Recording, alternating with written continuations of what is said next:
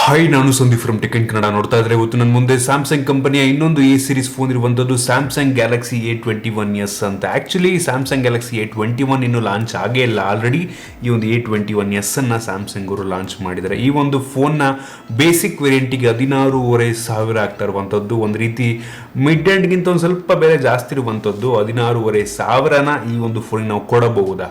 ಇದರಲ್ಲಂಥದ್ದು ಏನಿದೆ, ಏನು ಚೆನ್ನಾಗಿದೆ, ಏನು ಚೆನ್ನಾಗಿಲ್ಲ, ಇದ್ರ ಬಗ್ಗೆ ಕಂಪ್ಲೀಟ್ ಡೀಟೇಲ್ ನಿಮಗೆ ತಿಳಿಸ್ಕೊಡ್ತಾ ಇದ್ದೀನಿ. ಅದಕ್ಕಿಂತ ಮುಂಚೆ ನೀವು ನಮ್ಮ ಟೆಕ್ ಇನ್ ಕನ್ನಡ ಯೂಟ್ಯೂಬ್ನ ಸಬ್ಸ್ಕ್ರೈಬ್ ಮಾಡ್ಕೊಂಡಿಲ್ಲ ಅಂತ ಅಂದರೆ ಈಗಲೇ ಸಬ್ಸ್ಕ್ರೈಬ್ ಮಾಡಿಕೊಂಡು ಬೆಲ್ ಐಕನ್ ಕೂಡ ಕ್ಲಿಕ್ ಮಾಡಿ. ಪ್ರತಿಯೊಂದು ನೋಟಿಫಿಕೇಶನ್ ನಿಮಗೆ ಬರುತ್ತೆ. ಮೊದಲನೇದಾಗಿ ಒಂದು ಫೋನನ್ನು ಅನ್ಬಾಕ್ಸ್ ಮಾಡೋಣ. ನೋಡ್ತಾ ಇದ್ರೆ ಈ ಒಂದು ಫೋನ್ ನಿಮಗೆ ಈ ರೀತಿ ನೋಡೋ ಸಿಗ್ತಾ ಇರುವಂಥದ್ದು. ತುಂಬ ಸಿಂಪಲ್ ಬಾಕ್ಸು.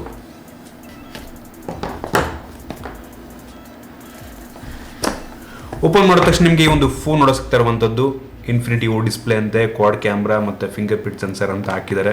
ಅದರ ಬಿಟ್ಟರೆ ಇನ್ನೊಂದು ಸಣ್ಣ ಬಾಕ್ಸ್ ಇರುವಂಥದ್ದು. ಈ ಒಂದು ಬಾಕ್ಸ್ನ ಒಳಗೆ ನಿಮಗೆ ಯೂಸರ್ ಮ್ಯಾನ್ಯುಯಲ್ಲು ಮತ್ತು ಈ ಒಂದು ಸಿಮ್ ಎಜೆಕ್ಟ್ ಟೂಲ್ ಸಿಗ್ತಾ ಇರುವಂಥದ್ದು. ಅದನ್ನು ಬಿಟ್ಟರೆ ಯಾವುದೇ ಒಂದು ಬ್ಯಾಕ್ ಕವರ್ ಇದರೊಳಗೆ ನೀಡಬೇಕಾಗಿತ್ತು ಅಂತ ನನಗನ್ಸುತ್ತೆ. ಸೊ ಇದನ್ನು ಪಕ್ಕಕ್ಕೆ ಇಟ್ಟರೆ ನಿಮಗೆ ಡೈರೆಕ್ಟಾಗಿ ಒಂದು ಫೋನ್ ಸಿಗುತ್ತೆ. ಈ ಒಂದು ಫೋನ್ನ ಸಹ ನಾನು ಪಕ್ಕಕ್ಕೆ ಇಡ್ತೀನಿ. ಬೇರೆ ಏನಿಲ್ಲ ಅದನ್ನು ಚೆಕ್ ಮಾಡೋಣ. ನಿಮಗೆ ಈ ಒಂದು ಬಾಕ್ಸ್ ಒಳಗೆ 15 ವ್ಯಾಟ್ನ ಫಾಸ್ಟ್ ಚಾರ್ಜಿಂಗ್ ಅಡಾಪ್ಟರ್ ಸಿಗ್ತಾ ಇರುವಂಥದ್ದು. 15 ವ್ಯಾಟ್ ನೀಡಿದರೆ ಅಟ್ಲೀಸ್ಟು ಒಂದು ಒಳ್ಳೆಯ ವಿಷಯ ಅಂತ ಹೇಳ್ಬೋದು. ಜೊತೆಗೆ USB Type-C ಡಾಟಾ ಕೇಬಲ್ ನೀಡಿದರೆ ಡಾಟಾ ಕೇಬಲ್ನ ಕ್ವಾಲಿಟಿ ಡೀಸೆಂಟ್ ಆಗಿದೆ ಅಂತ ಹೇಳಕ್ಕೆ ಇಷ್ಟಪಡ್ತೀನಿ. Type-C ನೀಡಿರುವಂಥದ್ದು ತುಂಬ ಒಳ್ಳೆಯ ವಿಷಯ. ಇದನ್ನು ಬಿಟ್ಟರೆ ಬೇರೇನೂ ಸಹ ಈ ಒಂದು ಬಾಕ್ಸ್ಗಳು ನಿಮಗೆ ಸಿಗೋದಿಲ್ಲ. ನೋಡ್ತಾ ಇದ್ದರೆ ಒಂದು ಫೋನ್ ನಿಮಗೆ ಈ ರೀತಿ ನೋಡೋ ಸಿಗ್ತಾ ಇರುವಂಥದ್ದು. ಲುಕ್ ವೈಸ್ ಅಂತೂ ಈ ಒಂದು ಫೋನ್ ಕ್ರೇಜಿಯಾಗಿ ಅಂತ ಹೇಳಕ್ಕೆ ಇಷ್ಟಪಡ್ತೀನಿ. ಎರಡನೇ ಮಾತೇ ಇಲ್ಲ. ನೋಡೋದಕ್ಕೊಂದು ತುಂಬ ಚೆನ್ನಾಗಿ ಕಾಣುತ್ತೆ, ಪ್ರೀಮಿಯಮ್ ಆಗಿ ಕಾಣುತ್ತೆ. ಅದನ್ನು ನೀವು ಗಮನಿಸ್ತಾ ಇದ್ದೀರಾ. ಇನ್ನೇ ಒಂದು ಫೋನ್ ಡಿಸೈನ್ ಮತ್ತು ಬಿಲ್ಡ್ ಕ್ವಾಲಿಟಿ ಬಗ್ಗೆ ಮಾತಾಡಬೇಕು ಅಂತಂದರೆ ಒಂದು ಫೋನ್ನ ಹಿಂಭಾಗದಲ್ಲಿ ನಿಮಗೆ ಒಂದು ಗ್ಲಾಸಿ ಫಿನಿಶ್ ಸಿಗುತ್ತೆ ಆಯ್ತಾ. ಬಟ್ ಗ್ಲಾಸ್ ಅಲ್ಲ, ಇದೊಂದು ಪ್ಲಾಸ್ಟಿಕ್ ಬ್ಯಾಕ್ ಆಗಿರುವಂಥದ್ದು. ನೋಡೋದಕ್ಕೆ ಮಾತ್ರ ಗ್ಲಾಸ್ ಥರ ಕಾಣುತ್ತೆ. ಒಂದು ರೀತಿ ಡಿಸೈನು ಟೆಕ್ಸ್ಚರ್ ಒಂದು ತುಂಬ ಚೆನ್ನಾಗಿದೆ. ಕಪ್ಪು ಬಣ್ಣದ ಈ ಒಂದು ಫೋನ್ ಆಗಿದೆ. ಇದು ಒಂದು ರೈನ್ಬೋ ಎಫೆಕ್ಟ್ ನಿಮ್ಗೆ ಸಿಗುತ್ತೆ. ಇನ್ನು ಹಿಂಭಾಗದಲ್ಲಿ ನಿಮಗೆ ಒಂದು ಕ್ವಾಡ್ ಕ್ಯಾಮ್ರಾ ಸೆಟಪ್ ಸಿಗ್ತಾ ಇರುವಂಥದ್ದು. ಜೊತೆಗೆ ಒಂದು ಸಿಂಗಲ್ LED ಫ್ಲಾಶ್, ತುಂಬ ದೊಡ್ಡ ಒಂದು ಸಿಂಗಲ್ LED ಫ್ಲಾಶ್ ಇದರಲ್ಲಿದೆ ಮತ್ತು ಫಿಂಗರ್ ಪ್ರಿಂಟ್ ಸೆನ್ಸರ್ ಸಹ ಹಿಂದೆ ಇರುವಂಥದ್ದು. ಜೊತೆಗೆ ಒಂದು ಫೋನಲ್ಲಿ ನಾನು ಆಗಲೇ ಹೇಳಿದಂಗೆ USB Type-C ಇರುವಂಥದ್ದು ಮತ್ತು 3.5mm ಹೆಡ್ಫೋನ್ ಜಾಕ್ ಇರುವಂಥದ್ದು ಕೂಡ ತುಂಬ ಒಳ್ಳೆ ವಿಷಯ ಅಂತ ಹೇಳ್ಬೋದು. ಇನ್ನೇ ಒಂದು ಫೋನ್ ಮುಂದ್ಗಡೆ ಬಂತು ಅಂತಂದರೆ ನೋಡ್ತಾ ಇದ್ದೀರಾ, ಇದೊಂದು ಇನ್ಫಿನಿಟಿ ಓ ಡಿಸ್ಪ್ಲೇ ಆಗಿರುವಂಥದ್ದು. ಅಂದರೆ ಒಂದು ಪಂಚೋಲ್ ಕ್ಯಾಮ್ರಾವನ್ನು ಹೊಂದಿರುವಂಥ ಫೋನ್ ಆಗಿರುವಂಥದ್ದು. ಬೆಸಲ್ ಆಲ್ಮೋಸ್ಟ್ ಎಲ್ಲ ಕಡೆ ಕಡಿಮೆ ಇದೆ ಅನ್ನಿಸ್ತು. ಬಾಟಮಲ್ಲೂ ಅಷ್ಟೇ ಒಂದು ಲೆವೆಲಿಗೆ ಕಡಿಮೆ ಇದೆ ಆಯ್ತಾ. ಫುಲ್ ಅಲ್ಲ, ಒಂದು ಲೆವೆಲಿಗೆ ಕಡಿಮೆ ಇದೆ ಅಂತ ನನಗೆ ಅನ್ನಿಸ್ತಾ ಇರುವಂಥದ್ದು. ಓವರ್ ಆಲ್ ಡಿಸೈನ್ ಅಂತೂ ತುಂಬ ಚೆನ್ನಾಗಿದೆ ಅಂತ ಹೇಳಕ್ಕೆ ಇಷ್ಟಪಡ್ತೀನಿ. ಡಿಸೈನಲ್ಲಿ ಸ್ಯಾಮ್ಸಂಗ್ದು ಎರಡನೇ ಮಾತೇ ಇಲ್ಲ. ಒಂದು ಪ್ರೀಮಿಯಂ ಲುಕ್ಕನ್ನು ಈ ಒಂದು ಸ್ಯಾಮ್ಸಂಗ್ ಗ್ಯಾಲಕ್ಸಿ A21s ನೀಡ್ತಾ ಇದೆ ಅಂತ ನನಗೆ ಅನಿಸ್ತಾ ಇರುವಂಥದ್ದು. ಇನ್ನೂ ಒಂದು ಫೋನ್ ಇರುವಂಥ ಡಿಸ್ಪ್ಲೇ ಬಗ್ಗೆ ಮಾತನಾಡಬೇಕು ಅಂತಂದರೆ ಒಂದು ಫೋನಲ್ಲಿ 6.5 ಇಂಚಿನ HD+ ರೆಸೊಲ್ಯೂಷನ್ ಹೊಂದಿರುವಂಥ ಒಂದು TFT ಡಿಸ್ಪ್ಲೇ ಇರುವಂಥದ್ದು. ಹೌದು, TFT. ಈ ಒಂದು ಪ್ರೈಸ್ ರೇಂಜಲ್ಲಿ ಅಂದರೆ 16,500 ಪ್ರೈಸ್ ರೇಂಜಲ್ಲಿ ಆರಾಮಾಗಿ ಒಂದು ಅಮೋಲ್ಡ್ ಡಿಸ್ಪ್ಲೇನ ನೀಡಬಹುದಾಗಿತ್ತು. ಆದರೆ ಏನಕ್ಕೆ ಈ ಒಂದು ಫೋನಲ್ಲಿ ಕೇವಲ HD+ ನೀಡಿದ್ದಾರೆ, ಜೊತೆಗೆ ಒಂದು TFT ಡಿಸ್ಪ್ಲೇನ ಹಾಕಿದ್ದಾರೆ ಅಂತ ನನಗೆ ಗೊತ್ತಾಗ್ತಾ ಇಲ್ಲ.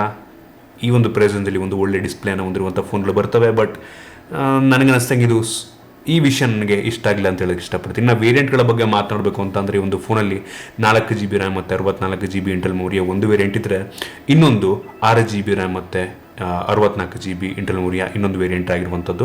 4GB ವೇರಿಯಂಟಿಗೆ ನಿಮಗೆ 16,500 ಆದರೆ ಈ ಒಂದು 6GB ರ್ಯಾಮನ್ನು ಹೊಂದಿರುವಂಥ ವೇರಿಯಂಟಿಗೆ ನಿಮಗೆ 18,500 ಆಗ್ತಾ ಇರುವಂಥದ್ದು.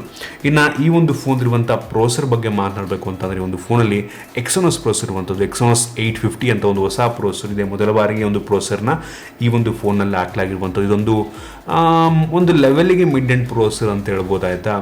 ಅಂಥದ್ದು ಆಲ್ಮೋಸ್ಟ್ ನಿಮ್ಗೆ ಅಂಥದ್ದು ಬೆಂಚ್ ಮಾರ್ಕಲ್ಲಿ ನಿಮ್ಗೆ ಆಲ್ಮೋಸ್ಟು 1,20,000-30,000 ರೇಂಜಲ್ಲಿ ನಿಮಗೆ ಈ ಒಂದು ಬೆಂಚ್ ಮಾರ್ಕನ್ನು ನೀಡುತ್ತೆ.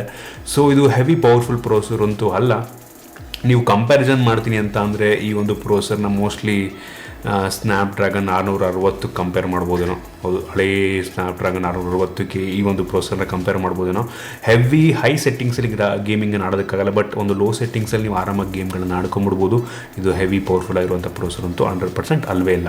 ಇನ್ನೊಂದು ಫೋನ್ ಇರುವಂಥ ಕ್ಯಾಮ್ರಾ ಬಗ್ಗೆ ಮಾತನಾಡಬೇಕು ಅಂತಂದರೆ ಒಂದು ಫೋನಲ್ಲಿ ರೇರಲ್ಲಿ ಕ್ವಾಡ್ ಕ್ಯಾಮ್ರಾ ಇರುವಂಥದ್ದು. ಇದರಲ್ಲಿ ಮೈನ್ ಸೆನ್ಸರ್ ಬಂದ್ಬಿಟ್ಟು 48 MP ಮೈನ್ ಸೆನ್ಸರ್ ಇದಾಗಿರುವಂಥದ್ದು. ಒಂದು ಒಳ್ಳೆ ಕ್ವಾಲಿಟಿಯ ಫೋಟೋವನ್ನು ಈ ಪ್ರೈಸ್ ರೇಂಜಿಗೆ ಒಂದು ಒಳ್ಳೆ ಕ್ವಾಲಿಟಿ ಫೋಟೋವನ್ನೇ ಪ್ರೊಡ್ಯೂಸ್ ಮಾಡುತ್ತೆ. ಮತ್ತು ಇನ್ನೊಂದು 8 ಮೆಗಾಪಿಕ್ಸೆಲಿಂದು ಅಲ್ಟ್ರಾ ವೈಡ್ ಆಂಗಲ್ ಲೆನ್ಸ್ ಇರುವಂಥದ್ದು. ಈ ಒಂದು ಲೆನ್ಸ್ನ ಕ್ಲಾರಿಟಿ ಕೂಡ ತುಂಬ ಚೆನ್ನಾಗಿದೆ. ಸ್ಯಾಂಪಲ್ಸ್ಗಳನ್ನೆಲ್ಲ ನೋಡ್ತಾ ಇದ್ದೀರಾ ನೀವು. ಇನ್ನೊಂದು 2 ಮೆಗಾಪಿಕ್ಸೆಲಿಂದು ಡೆಪ್ ಸೆನ್ಸರ್ ಇದೆ, ಮತ್ತಿನ್ನೊಂದು 2 ಮೆಗಾಪಿಕ್ಸೆಲಿಂದು ಮ್ಯಾಕ್ರೋ ಲೆನ್ಸ್ ಇರುವಂಥದ್ದು. ಆ ಸ್ಯಾಂಪಲ್ಸ್ಗಳನ್ನ ನೀವೇ ನೋಡ್ಬಿಟ್ಟು ಜಡ್ಜ್ ಮಾಡ್ಬೋದು ಕ್ವಾಲಿಟಿ ಯಾವ ರೀತಿ ಇದೆ ಅಂತ. ಕ್ರೇಜಿ ಇಂಪ್ರೆಸಿವ್ ಅಂತನಲ್ಲ, ಒಟ್ಟಿಗೆ ಈ ಒಂದು ಫೋಟೋ ಸ್ಯಾಂಪಲ್ಸ್ಗಳು ನಾನು ನೋಡ್ದಂಗೆ ಚೆನ್ನಾಗಿದೆ ಅಂತ ನನಗೆ ಅನ್ನಿಸ್ತಾ ಇರುವಂಥದ್ದು ಡಿಫ್ರೆಂಟ್ ಕಂಡೀಷನ್ಸ್ಗಳಲ್ಲಿ. ಇನ್ನು ಫ್ರಂಟ್ ಕ್ಯಾಮ್ರಾ ಬಂತು ಅಂತಂದರೆ ಒಂದು ಫೋನಲ್ಲಿ ಅದು 3 ಮೆಗಾಪಿಕ್ಸೆಲ್ ಫ್ರಂಟ್ ಕ್ಯಾಮ್ರಾ ಇರುವಂಥದ್ದು. ಇದು ಕೂಡ ಒಂದು ಲೆವೆಲಿಗೆ ಚೆನ್ನಾಗಿದೆ ಅಂತ ಅನ್ನಿಸ್ತು. ಆ ಫೋಟೋ ಸ್ಯಾಂಪಲ್ಸ್ನ ಸಹ ನೀವು ನೋಡ್ತಾ ಇದ್ರೆ ನೀವೇ ಜಡ್ಜ್ ಮಾಡ್ಬೋದು. ನನಗೇನೋ ಫ್ರಂಟ್ ಕ್ಯಾಮ್ರಾ ಇಷ್ಟ ಆಯಿತು. ಇನ್ನೊಂದು ಫೋನ್ ಇರುವಂಥ ಸೆಕ್ಯೂರಿಟಿ ಬಗ್ಗೆ ಮಾತನಾಡಬೇಕು ಅಂತಂದರೆ ಒಂದು ಫೋನಲ್ಲಿ ಫಿಂಗರ್ ಪ್ರಿಂಟ್ ಸೆನ್ಸರ್ ಸಹ ಇರುವಂಥದ್ದು ಮತ್ತು ಫೇಸ್ ಅನ್ಲಾಕು ಸಹ ಇದೆ. ಎರಡು ಕೂಡ ತುಂಬ ಫಾಸ್ಟ್ ಆಗಿದೆ.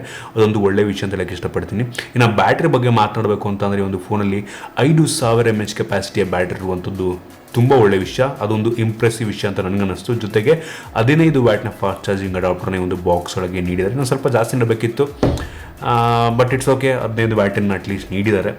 ಸೊ ಇದನ್ನು ಬಿಟ್ಟರೆ ಈ ಒಂದು ಫೋನಲ್ಲಿ ನಿಮಗೆ ಟ್ರಿಪಲ್ ಸ್ಲಾಟ್ ಸಿಗ್ತಿರುವಂಥದ್ದು, ಅಂದರೆ ಒಂದು ಡೆಡಿಕೇಟೆಡ್ SD ಕಾರ್ಡ್ ಸ್ಲಾಟ್ ಸಿಗ್ತಿರುವಂಥದ್ದು. ಜೊತೆಗೆ ಈ ಒಂದು ಫೋನಲ್ಲಿ ಆ್ಯಂಡ್ರಾಯ್ಡ್ 10 ಲೇಟೆಸ್ಟ್ ಆ್ಯಂಡ್ರಾಯ್ಡ್ 10 ಇರುವಂಥದ್ದು ಕೂಡ ಒಂದು ಒಳ್ಳೆಯ ವಿಷಯ ಅಂತ ನನಗನ್ಸುತ್ತೆ. ಸ್ಪೀಕರ್ ಕೂಡ ಅಷ್ಟೇ ಒಂದು ಲೆವೆಲಿಗೆ ಚೆನ್ನಾಗಿದೆ ಆಯಿತಾ. ಕ್ರೇಜಿ ಅನ್ನಂಗಿಲ್ಲ ನಾನು, ಒಂದು ಲೆವೆಲಿಗೆ ಸ್ಪೀಕರ್ಗಳು ಚೆನ್ನಾಗಿದೆ. ಸೊ ಓವರಾಲ್ ಹೇಳಬೇಕು ಅಂತ ಅಂದರೆ ಈ ಒಂದು ಫೋನ್ಗೆ ನನಗನ್ನಿಸ್ದಂಗೆ ಬೆಲೆ ಸ್ವಲ್ಪ ಜಾಸ್ತಿ ಆಯಿತು ಅಂತ ಅಂದ್ಕೋತೀನಿ. 16,500ಕ್ಕೆ ನನಗನ್ನಿಸ್ದಂಗೆ ಇನ್ನೂ ಒಳ್ಳೆಯ ಫೋನ್ಗಳು ಸಿಗುತ್ತೆ ಈ ಒಂದು ಪ್ರೈಸ್ ರೇಂಜಲ್ಲಿ ಅಂತ ಅನ್ನಿಸ್ತು. ಇದರಲ್ಲಿ ಇಷ್ಟ ಆಗದಿರೋ 2 ವಿಷಯ ಅಂತ ಅಂದರೆ ಈ ಒಂದು ಫೋನ್ ಇರುವಂಥ ಪ್ರೊಸೆಸರು ಮತ್ತು ಈ ಒಂದು ಫೋನ್ ಇರುವಂಥ ಡಿಸ್ಪ್ಲೇ. ನನಗನ್ನಿಸ್ದಂಗೆ ಫುಲ್ HD+ ರೆಸಲ್ಯೂಷನ್ ಹೊಂದಿರುವಂಥ ಡಿಸ್ಪ್ಲೇ ನೀಡಬೇಕಾಗಿತ್ತು. ಅಮೋಲ್ಡ್ ನೀಡಿದರೆ ಇನ್ನೂ ತುಂಬ ಚೆನ್ನಾಗಿರ್ತಿತ್ತು. ಜೊತೆಗೆ ಒಂದು ಬೆಟರ್ ಇದಕ್ಕಿಂತ ಒಂದು ಸ್ವಲ್ಪ ಪವರ್ಫುಲ್ ಆಗಿರುವಂಥ ಪ್ರೊಸೆಸರ್ನ ಹಾಕಬಹುದಿತ್ತು. ಈ ಪ್ರೊಸೆಸರ್ ಓಕೆ, ಬಟ್ ಸ್ಟಿಲ್ ಇನ್ನೂ ಪವರ್ಫುಲ್ ಆಗಿರುವಂಥ ಪ್ರೊಸೆಸರ್ನ ಹಾಕಬೇಕಿತ್ತು ಅಂತ ನನ್ನ ಒಂದು ಅಭಿಪ್ರಾಯ.